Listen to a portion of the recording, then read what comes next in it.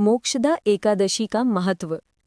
धर्मराज युधिष्ठिर कहने लगे कि हे भगवान, मैंने मार्गशीर्ष कृष्ण एकादशी अर्थात उत्पन्ना एकादशी का सविस्तार वर्णन सुना। अब आप कृपा करके मुझे मार्गशीर्ष माह के शुक्ल पक्ष की एकादशी के विषय में भी बतलाइए। इस एकादशी का क्या नाम है तथा इसके व्रत का क्या विधान है, इसकी विधि क्या है, इसका व्रत करने से किस फल की प्राप्ति होती है, कृपया ये सब विधान पूर्वक कहिए। भगवान श्री कृष्ण बोले, मार्गशीर्ष माह के शुक्ल पक्ष में आने वाली इस एकादशी को मोक्षदा एकादशी कहा जाता है। ये व्रत मोक्ष देने वाला तथा चिंतामणि की समान सब कामनाएं पूर्ण करने वाला है, जिससे आप अपने पूर्वजों के दुखों को खत्म कर सकते हैं। इसका महात्म्य मैं तुमसे कहता हूँ। मोक्षदा एकादशी 2025 मार्गशीर्ष मास के शुक्ल पक्ष की एकादशी को कहा जाता है। ये एकादशी इस माह 1 दिसंबर 2025 सोमवार को पड़ रहा है। ये व्रत भगवान विष्णु को समर्पित होता है। सभी एकादशी व्रत भगवान विष्णु को ही समर्पित होते हैं, लेकिन उनके साथ ही साथ माँ लक्ष्मी जी के भी पूजन का विधान है। मोक्षदा एकादशी के फायदे।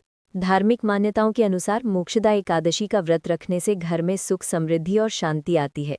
ऐसा मानते हैं कि इस व्रत को करने से पितरों को भी मोक्ष प्राप्त होता है। इस व्रत को करने से संतान प्राप्ति का आशीर्वाद भी प्राप्त होता है। मोक्षदा एकादशी का व्रत रखने से व्यक्ति के पाप नष्ट हो जाते हैं और उसके जीवन में खुशियां आ जाती हैं।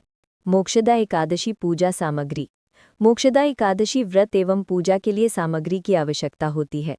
कलश, भगवान विष्णु की मूर्ति या चित्र, पीला वस्त्र, पंचामृत, तुलसी दल, फूल, धूप, दीप, नैवेद्य, रौली और अक्षत, फल और मिठाई, एक घी का दीपक, सुपारी, नारियल और पान, गंगाजल, व्रत कथा की पुस्तक या कथा सामग्री, दक्षिणा।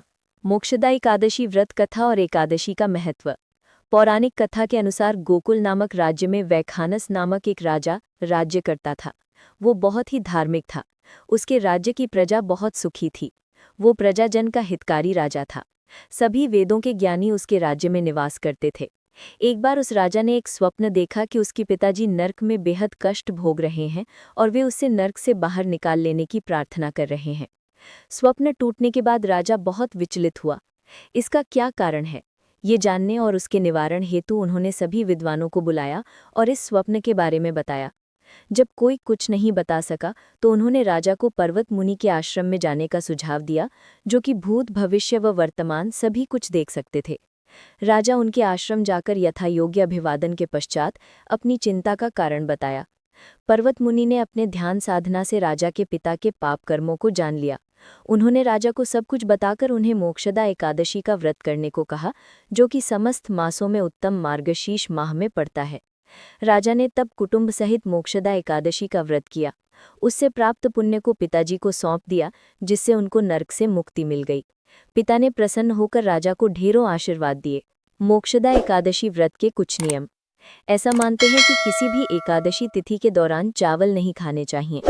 ये भी कहते हैं कि इस दिन तुलसी के पत्ते नहीं तोड़ने चाहिए। कहा जाता है कि इस दिन फल फूल भी नहीं तोड़ने चाहिए, इसलिए भगवान को चढ़ाने वाले फूल और पत्ते एक दिन पहले ही तोड़ लेना चाहिए। दूसरे व्यक्ति द्वारा दिया गया अन्न या भोजन भी ग्रहण नहीं करना चाहिए।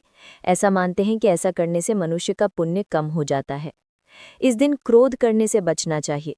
बहुत ही शांत तथा सात्विक तरीके से इस एकादशी व्रत को संपन्न करना चाहिए। इस प्रकार मोक्षदा एकादशी का अत्यंत महत्व माना जाता है। तो आप सभी से रिक्वेस्ट है कि हमारे चैनल को सब्सक्राइब और वीडियो को लाइक कर दें, जिससे आने वाला हर वीडियो आप तक पहुंचता रहे। नमस्कार दोस्तों।